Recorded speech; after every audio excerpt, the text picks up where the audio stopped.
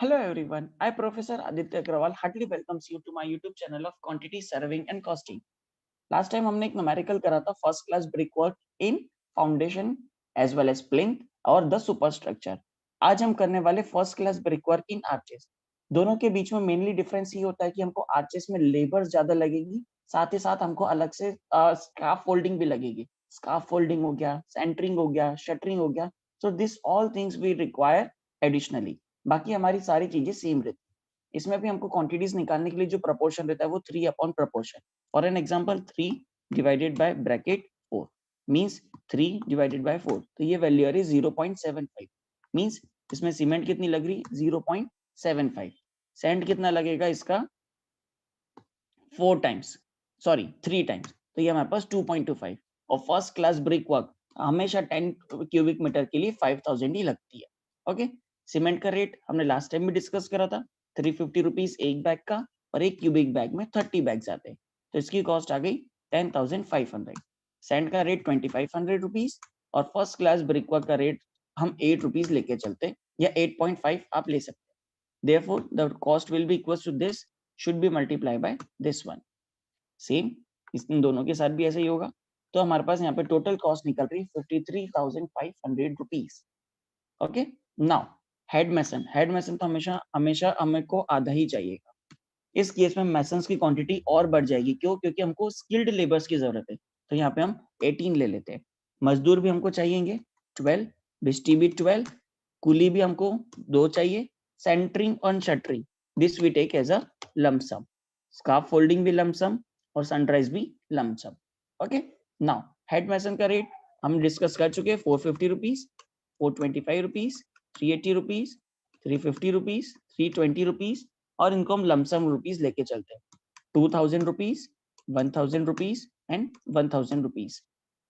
तो ये सारी वैल्यू हमारी सेम आ जाएंगी, 2000 रुपीज, 1000 रुपीज, 1000 रुपीज. और यहाँ पे हमारी वैल्यूज निकल के आ रही है this multiply by this value. तो यहाँ से हमारा टोटल निकल के आ रहा है, टोटल आ रहा है हमारे पास 21,275 रुपीज. मतलब total cost of material and labour कितनी हो गई?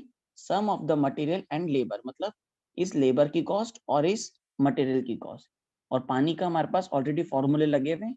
1.5% के हिसाब से 1121 और 10% कॉन्ट्रैक्टर का प्रॉफिट.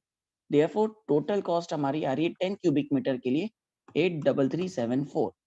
तो 1 क्यूबिक मीटर के लिए कितनी आएगी? 83374 divided by 10 which will be equals to 8337 और नियरली इक्वल्स टू 8400 रुपीज. तो यहाँ से आप देख सकते हैं कि आरचेस में हमारे पास कॉस्ट आ रही 8400 रुपीज एक क्यूबिक मीटर के लिए. और वही जब हमने ब्रिक वर्क करा था फाउंडेशन के लिए या सुपर स्ट्रक्चर के लिए, वहां पे हमारी कॉस्ट आ रही थी 6000 समथिंग. मींस यहाँ पर क्या हो रहा है, हमको यहाँ पे सेंटरिंग, शटरिंग और स्कार्फ फोल्डिंग इन सब चीजों में कॉस्ट ज्यादा लग रही है. ओके. अब एक और न्यूमेरिकल आता है जिसमें हम सेकंड क्लास की बात करेंगे. मींस हमको क्या करना है, इसमें हमारे पास सैंड वगैरह कुछ भी नहीं है, सीमेंट वगैरह कुछ नहीं है.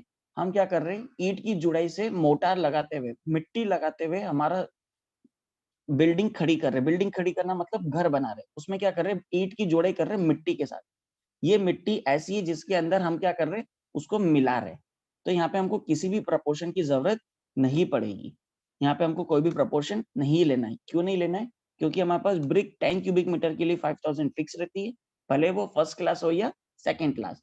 और अर्थ लोमी सॉइल जो रहती है हमारे पास, ये भी हमारे पास फिक्स रहती है. ये हमारे पास कितनी रहती है? आधा 1 मीटर के लिए. मतलब अगर 10 क्यूबिक मीटर है तो 5. ओके. सेकेंड क्लास ब्रिक, इसका जो रेट चल रहा है अप्रोक्सीमेटली 4.5 रुपीज, या फिर हम 4 रुपीज मान के चलते हैं. तो टोटल कॉस्ट कितनी आ जाएगी? This should be multiply by this value. तो 20,000.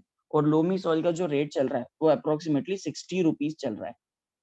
ओके. तो ये रेट कितना आ जाएगा? 300. तो इस केस में आप देखिए कि हमें मटेरियल सिर्फ 20,000 रुपए का ही लग रहा है.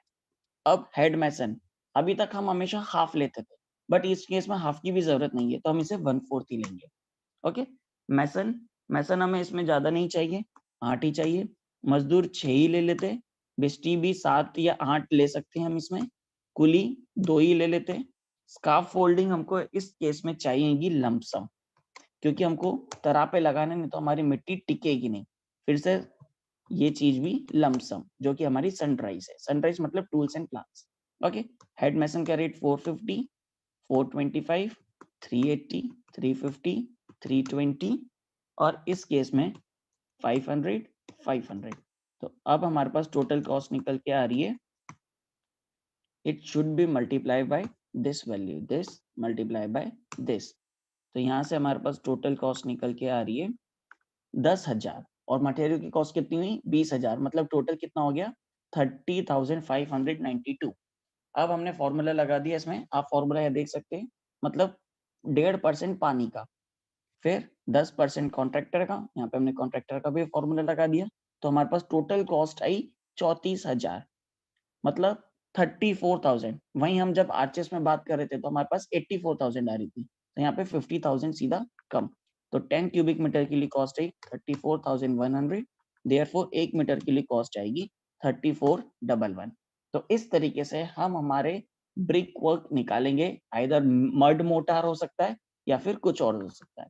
It is mud motor, mud motor हो सकता है या first class brick work, super structure में, सब स्ट्रक्चर में, फाउंडेशन में। तो इस तरीके से हम हमारी कैलकुलेशन करेंगे।